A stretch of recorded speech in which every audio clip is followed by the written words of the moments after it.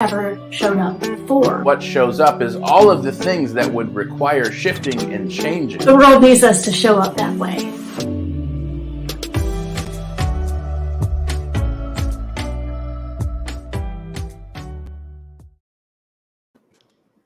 Hello, hello, hello. Welcome to episode 52. Can you believe it? It's been a year. This is amazing. So thank you to everybody who's come along on this journey with us. We couldn't do it without you. So celebrating this 1 year anniversary, we have our summit coming up next week. Time is running out. It is almost here. So please, by all means, go to www.soullevelcollaborative.org and sign up now, or maybe right after this episode finishes. So it's going to be a lot of fun. We got some really great speakers, and you'll be along too. We have a fun panel for the final night on Thursday. It's all going to be good.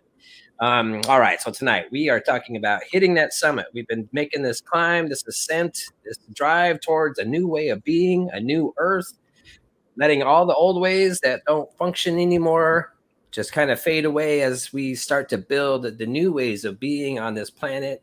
And here we are. We're at the top. Time to take a little break, look and see where we've come from, what we want to keep from where we come from, what works, and let the things go that don't. And then being really intentional about moving forward, using this view from this summit to look forward. Like, what do we want to create in this world?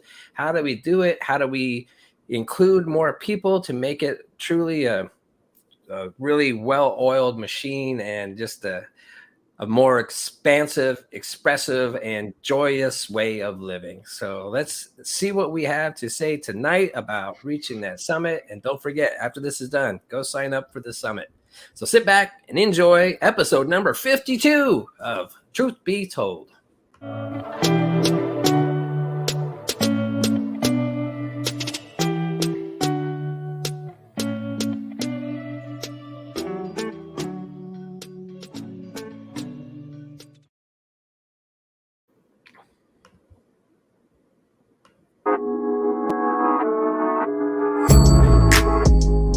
We've made it. Welcome to the summit. Isn't it amazing? The whole world has changed. There's such wisdom and clarity.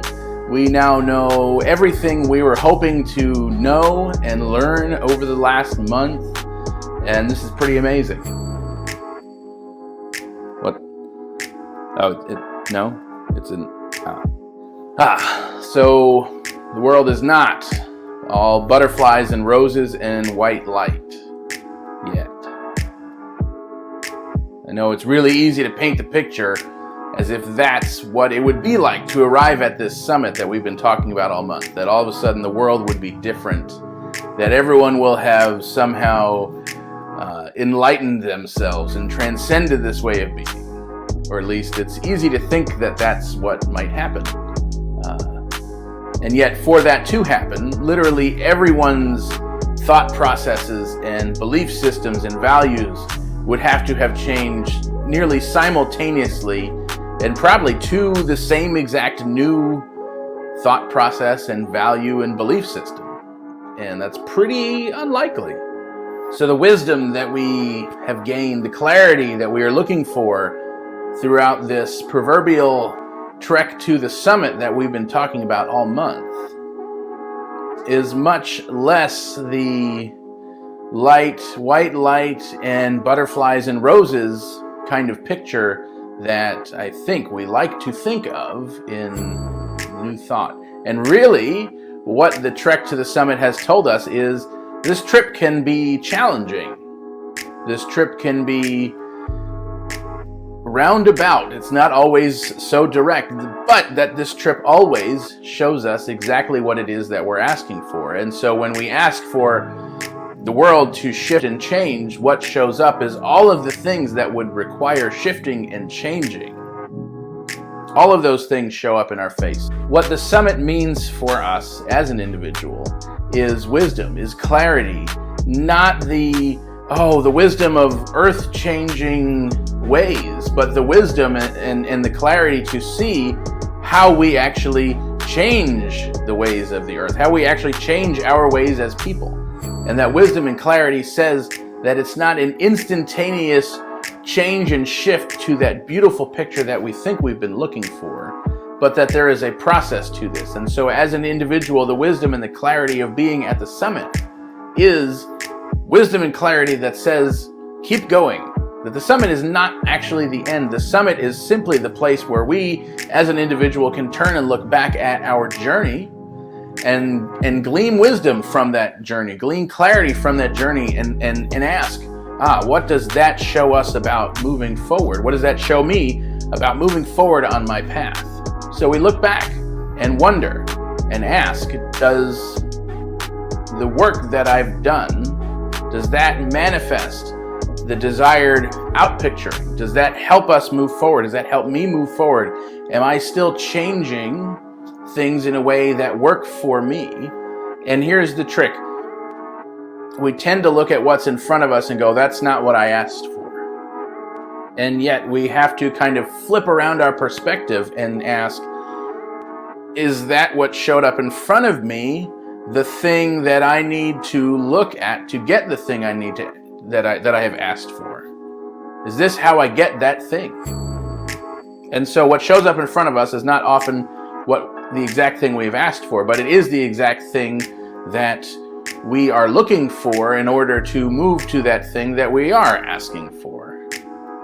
And so ours as an individual, our call this week from the summit is to continue doing this work, to continue looking back at the work we've been doing, celebrate the distance that we have come, and use that as fodder for continuing this journey, because life, the whole of life is a journey.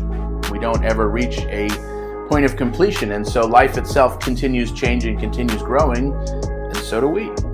So our standpoint from the summit, our vantage point from the summit, is to view where we have come from and to continue looking out towards that vision of this new way, this new world, a world in which everyone's needs are met, a way that works for everyone.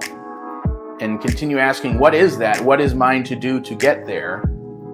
And to look at this upcoming journey, because if we're at a summit, we're probably going into some sort of valley or some ridge line to some other summit. So we're either going up or down, but there is a continued journey from this point in which we get to continue doing our work, continue making changes in ourselves. So whatever that looks like for you, look at that from this flipped around perspective where life is not necessarily showing you the thing you thought you wanted, but life is showing you the thing that if you really want the thing you say you want, this is what we still believe that needs to get examined in order to make that new thing possible. So continue doing the work. Know that this is not really the end, but that there is amazing wisdom and clarity from this vantage point.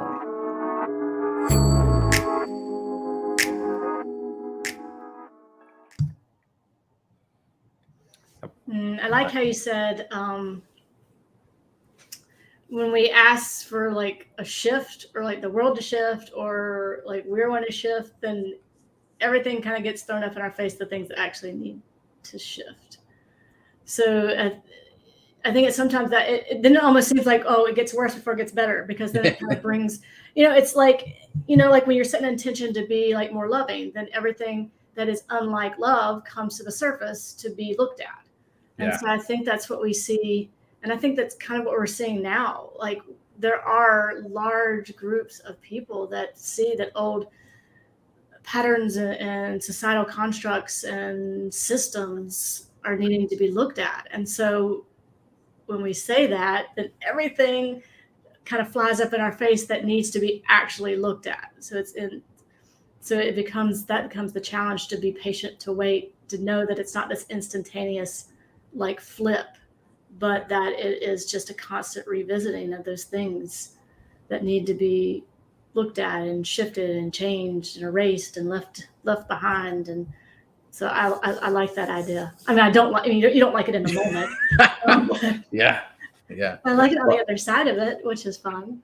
Yeah. Well, I don't know if you noticed how hard I tried not to say, you don't get what you want, but you get what you need. There's something about that phrase that always...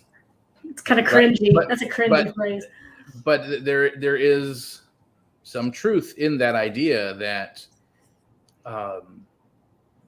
when we use affirmative prayer to co-create our existence, or we concentrate on changing our mental thought process, or whatever practice we're utilizing to try and influence our experience,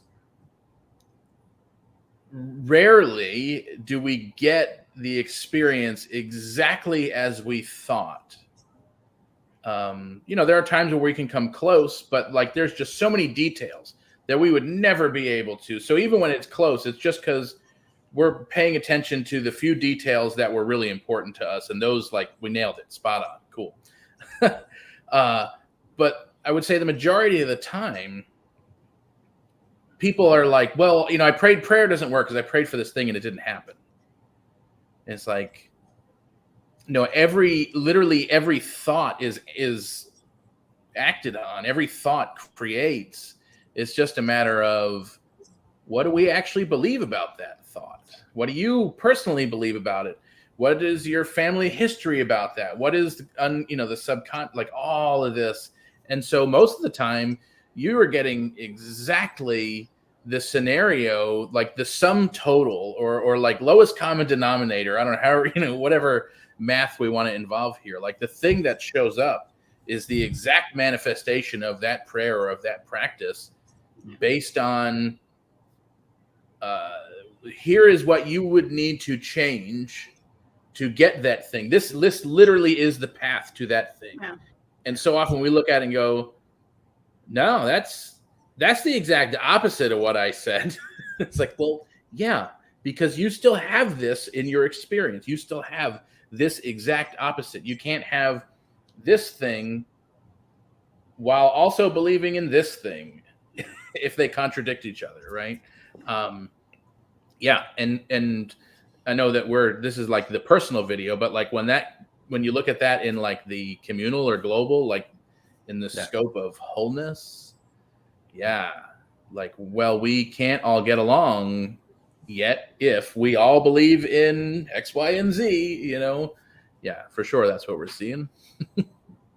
But I have to point out that you pretty much just quoted Mick Jagger. He said, can't always get what you want, but you get what you need. Yeah, I know, right? Awesome, because I love Mick Jagger, and yeah, just that whole global thing. Like we are sitting here and we know it's oneness, and we want to experience that oneness together. So of course, we're going to be showing all the people that we don't feel like we're want to be one with, right?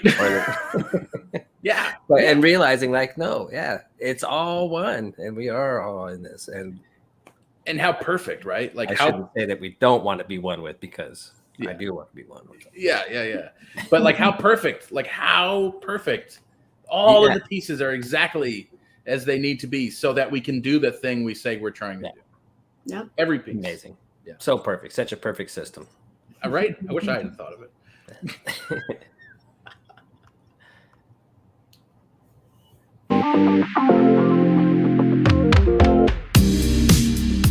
This week, we're talking about reaching the summit. Now, as we've talked about, the summit is not this goal, this end goal in mind, but instead, it is this opportunity, this focus of moving from one place to another place. And this place that we're seeking is a place of enhanced wisdom. It's a place of this deeper feeling of clarity and knowledge of where we were, where we want to go, and all the steps in between. So the important part of this conversation from a community standpoint is this understanding that stepping into new ways of being, stepping into showing up in the world differently than we've ever shown up before. Because let's be honest, the world needs us to show up that way, now more than ever, it seems.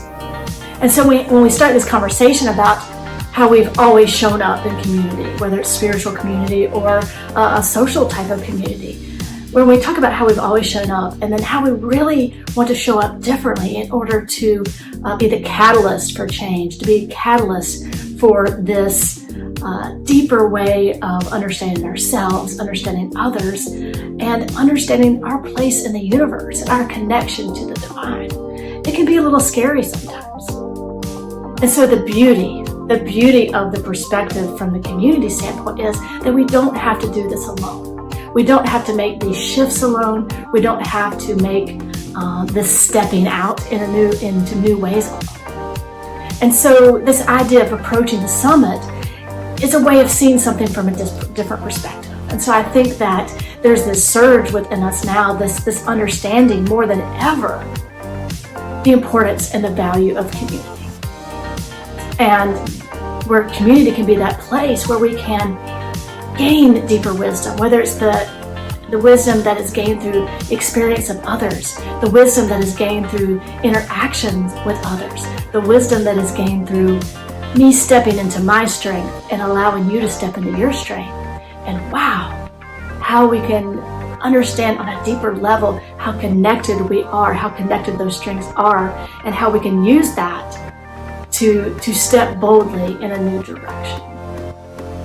And also it gives us this idea that, like I've said before, we don't have to do it alone. And so we can go to these communities, we can go to our community, not only for this wisdom, but for this clarity. And we find clarity in relationships. We find clarity in these opportunities, these times where we can come together in community, come together in spiritual practice, come together in support for one another, and come together just to have fun. And so all of these are these building blocks for this shift. These building blocks from stepping into one space into another space. And I know that sounds kind of ambiguous, this space we're talking about, this summit we're talking about. But the conversation is that each and every day we have the opportunity to grow. We have the opportunity to go deeper under the layers of who and what we are. And so we know this happens on an individual level as we're involved in spiritual practice, as we're involved in the things that bring us joy and happiness, as the things that really enhance us, as the things that really bring our strengths to the surface. And man, this is so true in community too. That community gives us a greater understanding of who we are, greater understanding of our strengths, greater understanding of how we can use those strengths with one another, greater understanding of how, as a community of folks, we can really begin to shift our experience. And I think that the world is calling for a shift more now than ever. And so as communities, we can really hone in on what's ours to do. And so by bringing all of our strengths to the table that we've talked about before, we can really hone in on what that is. And, you know, sometimes in a group, things don't seem so insurmountable. And that's the beauty of community. And that's the beauty of this movement along the path, this movement to this summit where we can see things from a whole different point of view. And when we can do that, then we begin to be that new point of view, that new way of being, that new way of expressing. And when we all do that, wow, imagine the things that can happen.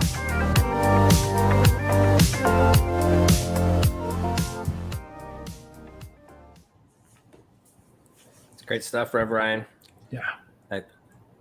I love that idea, you know, of us coming together and finding the strengths. And so like what to me was this screaming out there was just the idea of how important communication and listening is. That, you know, we get, as we move forward and we go and have to cooperate and, you know, work with all people, including all those that we don't see eye to eye with, how do we get hung up on the one thing that just needles us and would be so quick to like, nope, I'm not going to talk to them. That's not, you know, part of my thing. And we forget about all the other things that really we're looking for the same thing. But we get hung up. And so how do we, you know, move into this way of opening up to communication and listening? I think that we would see we have more in common with everyone if we could just lose some of that hostility that we get like right off, like, you know, quick response. Like you said, what? Done. Yeah. Yeah. Yeah. What's really fascinating, you always get me. Because I had this thought, and then that just took it in a whole other direction.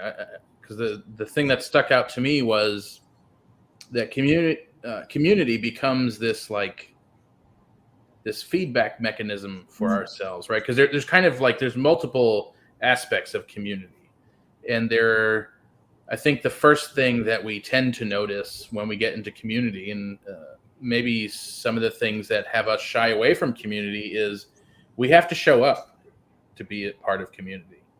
And that can be scary. And once we realize why, the tendency is we tend to shy away because we actually have to be more of ourselves, or more of ourselves than we're used to being, right? It's still just, it's who we are. It's still just us, right? We don't have to show up in any way that is more of who we are capable of being, but it's usually more than we're used to being. And I think because of like so many of the reasons we've got into over the last 52 weeks, just throw that in there, that we're not used to being our full self because society has told us not to. So when we show up in community, it becomes that feedback mechanism immediately about, internally, like for ourselves. But then the other cool thing is it starts to then become this feedback mechanism at like this larger level where it starts to show us not only what we think about us, but how does what we think about us, how does what I think about me, I'll say it that way, how does what I think about me show up and interact with the group, and how that's a whole other feedback mechanism. And so when we can do that in a way that's not based in fear or shame and blame and guilt and the those attributes that tend to show up most in what I guess now we can call the old way, in the way that we're trying to move away from, we're stepping into this space of authenticity and openness and acceptance. Then all of a sudden there really is room for that whole feedback thing. And then Chris, what you said just put me in this whole other because there does tend to be like our ego is really clever, because the tendency then, once we find that group, we tend to have this idea, well, now this is us.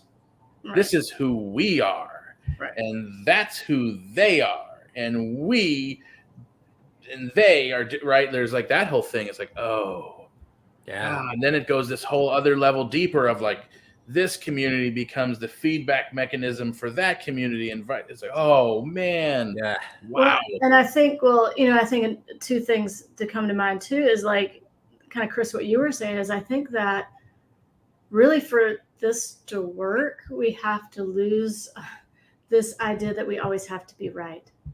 And I think that can sometimes be just the backbreaker of communities, or backbreaker of this idea. Like, we don't always have to be right. And you know what? We're not. Yeah. And so when we lose this idea, this attachment to always being right, then it's interesting. It's like the ultimate ear unclogger. Then we can actually listen, because we're not listening. We're not listening for confirmation that we are right, because that's what happens sometimes, especially if we're listening to people whose views may be different from ours. We're listening to confirm that we're right, that these people are crazy. We've been using the Q-tip when really we need is that little tiny vacuum thing. Yeah. that ear wicking. But yeah, so it's like lose that a bit, like just let go of that. Just let go of that and just listen. And then there's no right and wrong in that space. I think that there are universal truths and directions that are imperative for us to show up in a certain way. But I think that the more we can listen without that attachment, better. And I think another thing is in communities is trust, which is a hard thing. And that's kind of comes with authenticity. Like, I trust that if I show up as me, you're going to show up as you, and then it's going to work. That's why, I always had a hard time with trust, especially like in group projects. Oh, I hate those things because I don't trust that everyone is going to show up the way that I show up, and I think when we do that, we create this division. So if I trust and we develop these communities where I can show up as myself, and I trust that you can show up as yourself, then we build something that's really special. But I think it is that trust. It's letting go of always being right and trusting that people are doing the best they can, just like we're doing the best that we can. And I think that really serves as this kind of catalyst for change and like glue for community, those concepts. At least it's been my experience. I hate to bring it up, Ryan, but what you're talking about is spiral dynamics. Yeah, whatever. This just in, what?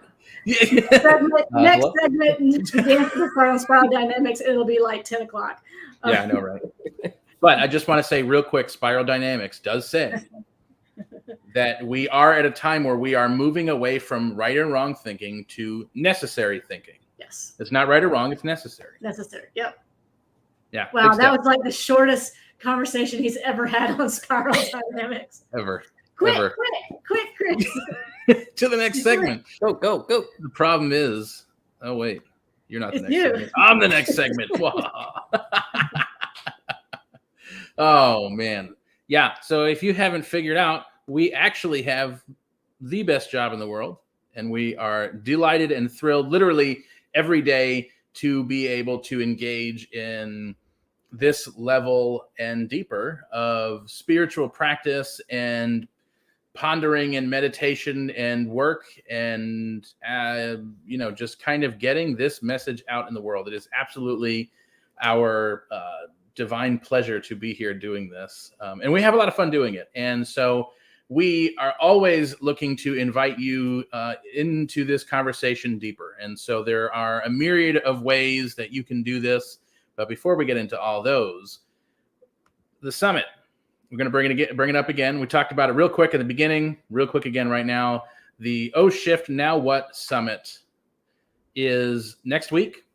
It starts Monday. It is evenings next week. You can come and attend and participate every night or one night or some of the nights, whatever works for you. It is going to be amazing because it is not only our 1 year anniversary celebration, but this is the culmination of 52 weeks of really digging into what is our message as a community. What is our message to the world? And our message literally is personal transformation, global. I always jump there now, jump right to the global collaboration, personal transformation, communal evolution, and global collaboration. That is the message that we have been talking about over and over and over again all year long.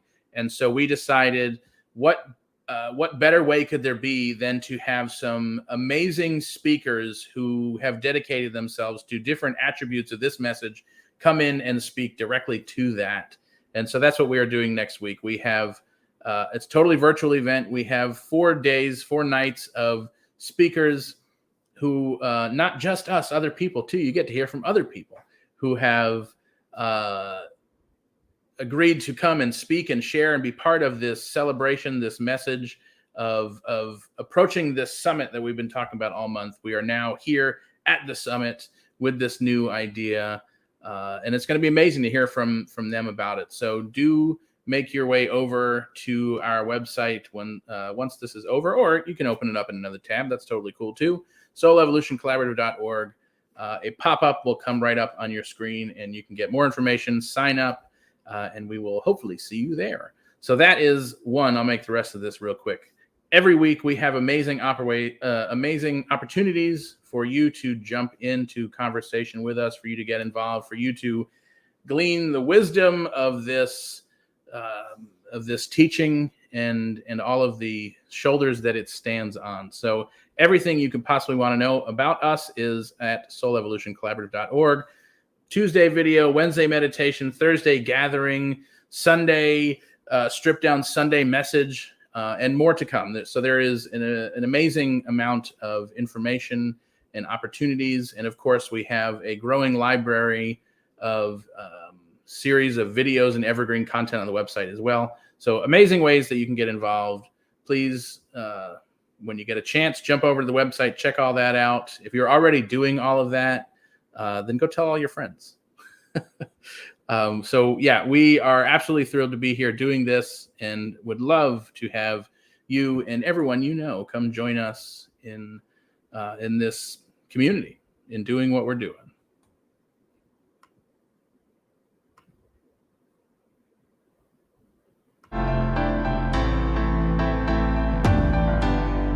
Here we are, we've reached the summit, and it's time to take a pause, look and see how far we've come, and then look forward to the future where we're going. So I want to talk a little bit about that from the global perspective. So as we look forward, I want to bring up FDR when he said, the only thing we have to fear is fear itself. There's something to be said about that. We know in the science of mind that the state of our consciousness and what we're putting our mental focus on tends to manifest in the world. So living in a state of fear and despondency creates more of that around us, and that's not helping anybody, certainly not helping ourselves. So how do we remain optimistic when it seems like there's a lot of things in this world that bring us concern? Well, one of the ways is to remind ourselves the human race is incredibly ingenious and resilient, and when it comes to making change, we do it. Unfortunately, it's a lot how I do it in my own life, which is waiting up until the last very second, and then that's when magic happens. So remind yourself that we have overcome so much in the history of humankind, and we will continue to do that. So let's remain positive and optimistic, and not so far to the degree thinking about our vibration creates everything, which it certainly does, but it creates it with activity. So as we remember to stay positive and optimistic for the future, we also need to be pragmatic and take action where we are inspired. So that's the other thing I want to talk about, is thinking globally. If I look at the news, I can easily find 10 different major crises that cause me alarm and pessimism for the future. And if I look at it like that, there's no way that I can affect any sort of change in all those areas. So I need to pick, what's my one thing? Maybe two. Pick your thing. What is it that you want to give your energy and focus to? And the rest of it, have faith and know that other people are working on those too. Otherwise, it's just too overwhelming, and then we take zero action. So where in your life are you feeling inspired to show up and create some sort of positive change? Doesn't have to be big. The little things are what add up, and that what create truly an amazing world. So as we move forward, keeping optimistic, but not too optimistic. Being pragmatic and aware of what's happening, but not to the state of fear. Reminding ourselves that the human race is very ingenious and positive and resilient. So is Mother Nature. Mother Nature never ceases to amaze me at how quickly she is able to bounce back when humankind takes a little efforts to make those situations possible. So keep your optimism high, keep your state of frequency and vibration high. When you find yourself kind of feeling down and depressed about something in the news, or lots of things in the news, take a moment and go within. Remind yourself of those highest qualities of mankind or humankind, of those highest traits that we hold and value. We all pretty much want the same thing. We want a positive future, a safe future. We want our children, our children's children to be able to live in a clean, healthy, and positive world free of war and famine and all this climate change. We all pretty much want the same thing. We have different ideas of how to get there, but let's keep our states high and elevated. So when you find yourself feeling like that, go within and do whatever it takes to meditate yourself, to get into that state of being where you feel optimistic about the future. Don't let yourself wallow in those sad states, because that doesn't help anything, and it will create more of that around you. So I think that's globally the best thing that we can do.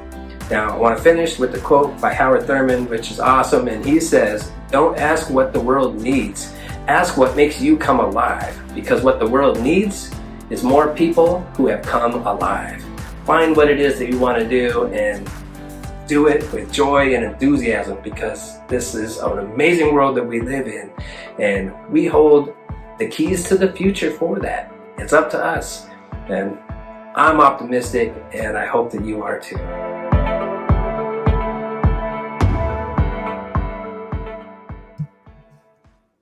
I don't know. Sometimes I like to wallow in my sadness, Chris. It's okay to do every now and then, for sure. Yeah. No, but it's interesting. I think that, I mean, I hope I'm not kidding. Sometimes I do like that. But I think it's interesting because the importance of this kind of depth and breadth of our experience, that to be sensitive to those emotions and things that come up as we process what we're seeing. Because I think that those emotions really point us in a direction of action. So when we see something and we feel sadness, or we feel this kind of, I don't know, sometimes I have this like mystery emotion. I have no idea what it is. I didn't really have a word, but it's like, okay, what is that showing me? What is that pointing me to? And so I think that it's kind of almost kind of turning up the dial on our sensitivity to these things. Not to the point that we're so bogged down in it, but I do think that it's important to experience the depth and breadth of these emotions and these interactions and these reactions to the things that we're seeing, because I think that emotion is our guide to what is our next step. If it's something that stirs this feeling of kind of like,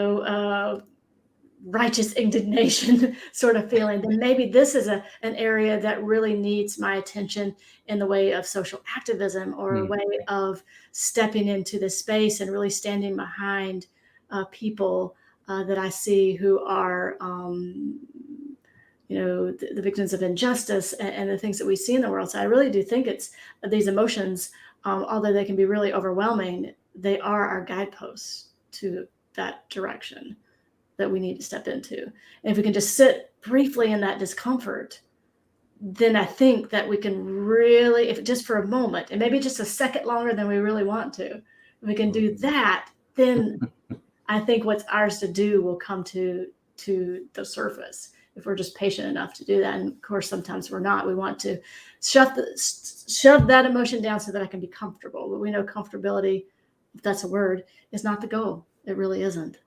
And I don't think it ever was. And I think we've been lied to all this time that being comfortable was the goal. It is not the goal whatsoever. It's to be stretched and to be uncomfortable and to just be squeezed and all that stuff into the direction of our growth. I think that's the goal.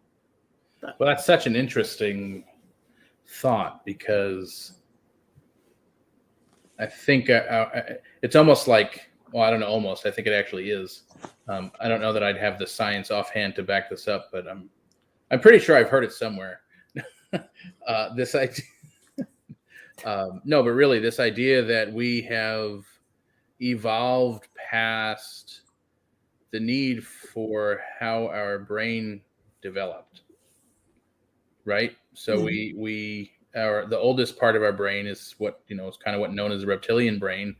Of this whole fight or flight mechanism, and the goal of that is to keep us safe. And at this point, when safe is kind of relative, right? I mean, safe 10,000 years ago was keep me safe from the elements, from the animals, from death on a regular basis. Safe now is significantly different, and so. For most people. Certainly not from, saber-toothed tigers and things, right? So safety is relative, but it looks very different now than it would 10,000 years ago. And yet I'm not really sure how much that part of the brain has evolved. And so what does safety look like now? Well, I think safety is looking for comfort. Safety is looking for what's comfortable, for the known, for the, to know what to expect, to know what's going to happen. And so even in situations of less than desirable living experiences, we're still looking for comfortable. And when that looks like total bypass and everything's great, or that looks like, I don't know, maybe bypassing the other direction where everything is going to hell. Mm-hmm. And so what stuck out to me, Chris, was that idea of like, we need to keep ourselves from going to either of those extremes and kind of live in this middle, which probably feels way more uncomfortable. It's comfortable. We may not enjoy the idea of it, but it's comfortable to be in, well, everything's going to hell, so screw it. What does it matter? It doesn't matter. It's fine. I know what to expect. Everything's ruined, and it's fine. Or everything's fine and great, and there's no problems anywhere ever in the world, and this is great, and we know what to expect. That's comfortable. Yeah.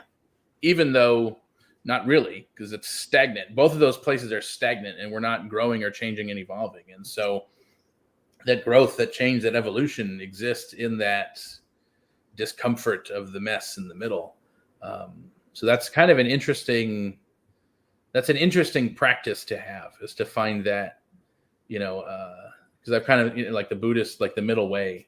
Mm-hmm. It always sounds so spiritual and centered and grounded, and yet not really. That's like the least grounded place to be. It's kind of interesting. I loved at the beginning of this commentary when Reverend Ryan opened it up, pointed out to, those areas of discomfort that help propel us to creating that other thing. And Ryan, you said to tweak or turn up the sensitivity just a little bit.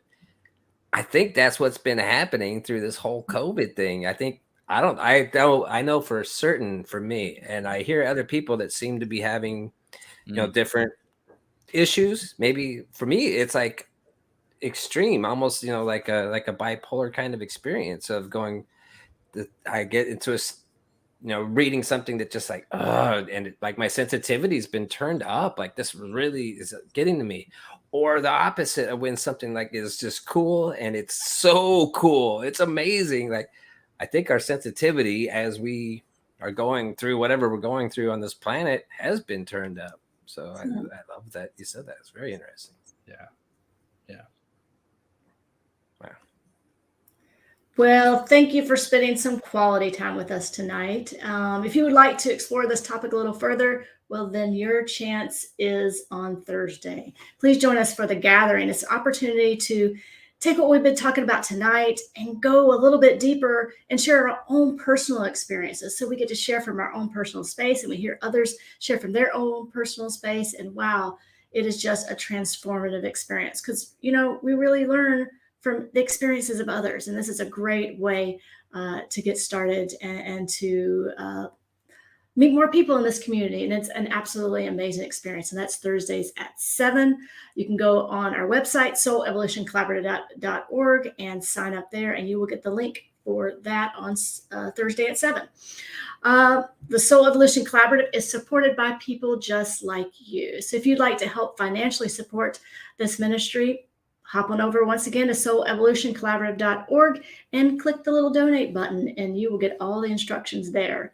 All donations are tax deductible and greatly appreciated.